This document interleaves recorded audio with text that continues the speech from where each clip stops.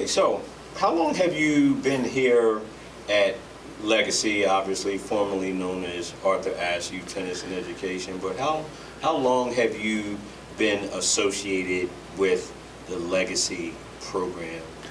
Well, when I turned 15, I left the Bill Johnson program. So when I was 12, I started there. When I was 15, I left. And that's when I went to Arthur Ashe, which was down the street on Main Street in Manioc.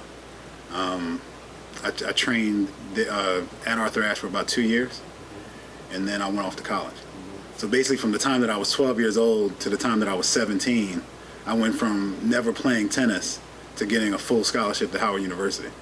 So it was like a short span of time. I was at Arthur Ashe. I was there for the 2 years, and then I went off to school, like I said, at Central Connecticut State University, and then I came back and I started to work for Arthur Ashe down the street before we came to the new location. It's 10 and a half years ago. So it's been, all told, it's about 13 years that I've been associated with the Arthur Ashe program, which is ultimately now is Legacy. Okay. Was there something in particular that struck you or touched you that when you transitioned from being a player out of college to moving into the teaching, instruction, and coaching realm of what we do? I always say tennis chose me. I didn't choose tennis. I mean, when I was growing up, tennis wasn't something that I necessarily wanted to do. I mean, honestly, between you and me, it was like, or between me and us in the community now, it wasn't something that I wanted to do. I always wanted to be a lawyer.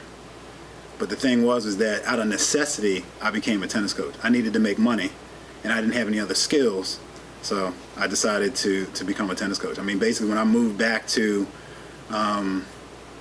I was in school, I left school, went back to school, so when I went for my second stint trying to complete my degree, my tennis coach, my college tennis coach, hooked me up with a guy who gave me a job, and I worked for him. And then when I came back to the city, because I was wanting to get married, which I ultimately did, I came back to the city. The first place I went was to Arthur Ashe to look for a job. So basically, tennis chose me. I didn't choose tennis. I always wanted to be a lawyer. Okay. Once you did move into, obviously in our environment, you become kind of just a basic instructor first before you move really into serious coaching. Right. But during that time, what were some of the things that really made Brian McGhee feel like this was potentially going to be a significant career move for you? I believed in our mission. I think that, because I came from a program, I started in a program where money wasn't, an issue.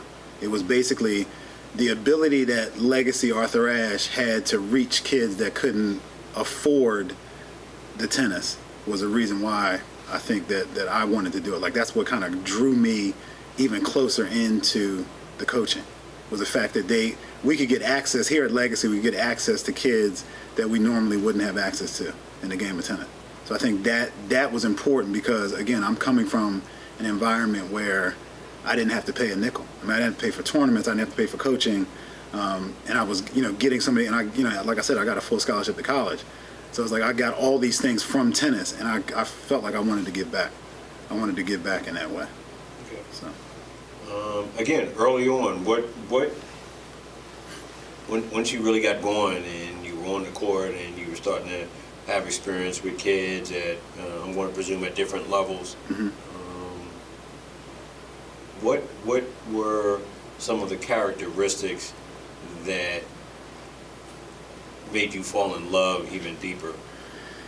I think it was about really reflecting back on my career and saying basically what I wanted to do was I wanted to try to give kids the stuff that I didn't think I was getting when I was training.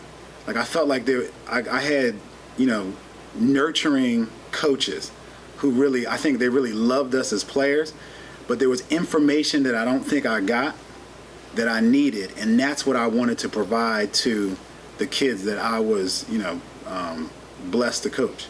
Was just giving them something that I didn't have, which was that information piece. I said the love piece was always there. Like, I've always felt nurtured and loved. It wasn't the care. We were loved and cared for, but there were certain things about the game that from an informational standpoint that we didn't get. And that's what I wanted to try to provide to the kids that were in front of me.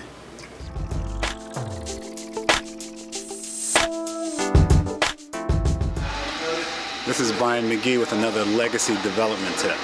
Today we're going to talk about the backhand volley. Last time we talked about the forehand volley. The great thing about volleys is that you use the same grip on forehand and backhand side. So it makes it super easy, super simple. So what you're going to do is get into that continental grip. We talked about it. Base knuckles on the second bevel.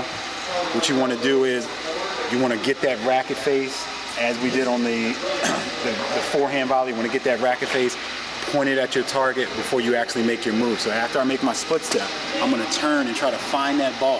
Okay, I'm going to move up, take my step, and then I'm going to try to hit that ball over to my target. Okay, so backhand volley, same grip as the forehand volley. The only difference is now, because I'm right-handed, I'm going to be turning to my left side. Okay, so I'm going to go split step, turn. At this point, my racket is my guide. I'm trying to follow the racket and the ball, step, and then hit. Backhand volley.